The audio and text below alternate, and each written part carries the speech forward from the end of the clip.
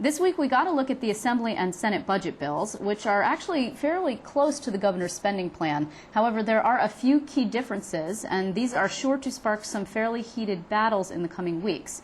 One key change by the Assembly Democrats, a removal of the medical malpractice payment cap proposed by the governor's Medicaid redesign task force. My next guest opposed that plan. Donna Montalto is the executive director of the New York chapter of the American College of Obstetricians and Gynecologists. Thank you very much for your time. Sure.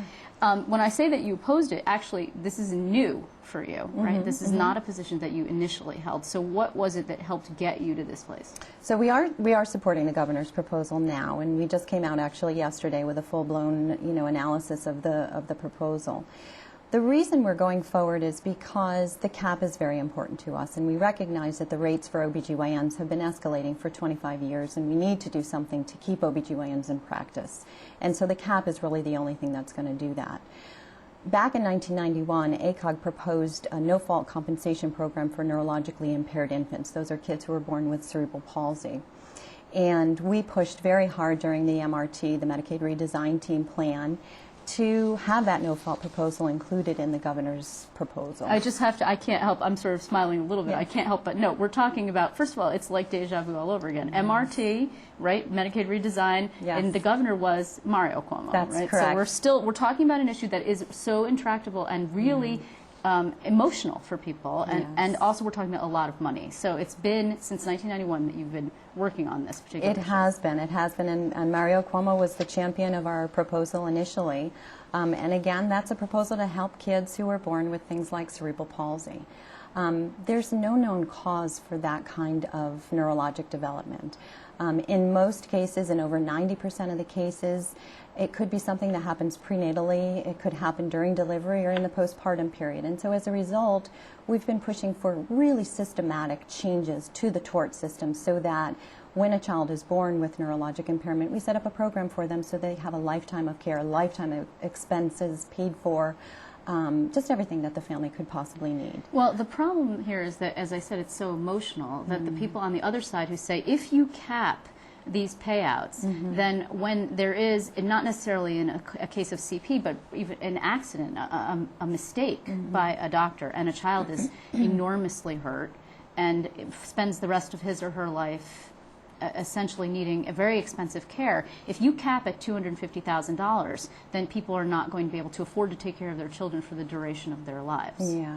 I think it's important for the public to understand that we're not capping the medical component of those expenses, that when a child is born with a brain damage of some sort, you want to go to the mat to get as much medical care for that child, as much respite care for the family. You want to make sure that the lost wages for that child are compensated by a court if you go through a court system. You want to make sure that a kid, let's say again born with cerebral palsy, who needs a wheelchair because he's going through puberty, let's say, and Medicaid might not be paying for it, that award is actually going to pay for that medical care. And we're not capping any of those expenses. Those are all still covered. Right. So what we're talking about here is non-economic damages. That's right. That's what the cap is. Could you explain what that means? Sure. So non-economic damages is something it's hard to really put a number on, but it's really pain and suffering. So it's the pain and suffering that the family might have to go through during the life of dealing with a child who's born with these unfortunate circumstances. It's very hard to put a number on that, though. And sometimes when you have a lay jury, a jury of our peers looking at a case, they want to say, oh, that poor family, gosh, we need to do something, so let's give them a large pain and suffering award. And so what we're saying is, we can't really look at the pain and suffering. We have to look at what the child needs. Child needs medical care, the child needs, recompensation for their lost wages, then that's what we need to pay for, but not the pain and suffering. Does a medical indemnity fund for neurologically impaired infants, that is the other piece of this. So one is the cap on the what we're just talking here, on the non-economic payments, and the other is this fund. Does that mean that a person would have to apply to that fund every time that they needed money? The way the program would work is once you go through a lawsuit, and the lawsuit is either settled or you go through court, then the medical care, the expenses for that child would be paid for by this medical indemnity fund. And every year the family would get an allotment, whatever they needed from this fund. very easy to access those funds, and it's not a complicated system the way our program works currently. You know, the problem here is that critics have also said, other than that victims, it's unfair to victims because it caps their whatever they might be able to receive, and it's hard to put a cost on whatever suffering you might have. That they also argue that this is beneficial to hospitals because hospitals, of course, are just dealing with these spiraling, out of control insurance rates. And this was the way that the hospitals would agree to sign on to the MRT, which also caps them and cuts them, essentially. So Right. in the end of a result, their cuts are going to be made up by the fact that they actually are going to pay less in insurance over time. That's exactly right. There's a quid pro quo in there. So the hospitals are taking a tremendous cut in Medicaid. So the quid pro quo is if they accept those Medicaid cuts, then they want something on the other side. And what they want is a reduction in their medical liability premiums that the hospitals pay. And so this medical indemnity fund would reduce their actual payouts, what they need to pay out for cases of neurologic impairment. But I want to be clear, the cap actually helps hospitals more than does the medical indemnity fund. And the cap helps physicians more, helps obstetricians stay in practice. You know, we have 8 counties in New York State right now where there are no practicing obstetricians. We have 32 counties in New York that have less than 5 obstetricians. And so as you were talking about before, you know, we've been in this game since 1991. We've gotten to a crisis point here.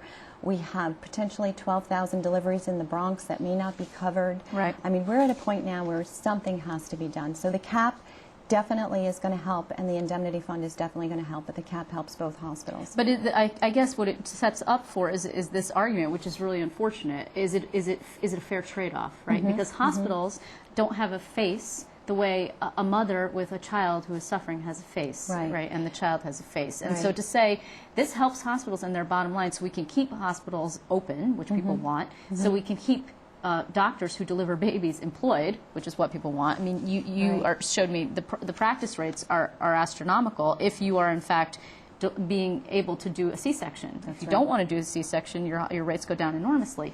But that trade-off is very difficult to sell. Yeah. I think families have to recognize, too, that very few people go through the court system. And in the area of obstetrics, which is getting a lot of focus right now, the big awards that go through are for things that really are not caused during the labor itself, things like birth asphyxia, where the child might have been without oxygen for a period of time. Those are very, very small number of cases compared to all cases that go through the court system and compared to people who don't even go through the court system. And so I think families and the public need to understand that the savings that can be generated from this program can be brought back into the community for things like obesity education. You know, if you save physicians and hospitals tremendous amounts of dollars in medical liability that, you know, goes to so few families, so few, that the ultimate savings for everybody is an investment in their health care by lowering premiums, by increasing education in obesity and exercise, nutrition, things like that. So it has to be looked at in a big picture. Yeah, it's a very difficult issue, and unfortunately we're out of time, but of course there's also the piece of the lawyers who have an interest in this because they get paid, obviously, out of their cases. So, and we've heard from some of them. I want to thank you very much for helping us break this down. It is tricky. Thank you very much, Donna Montalto. I appreciate it. Thank you.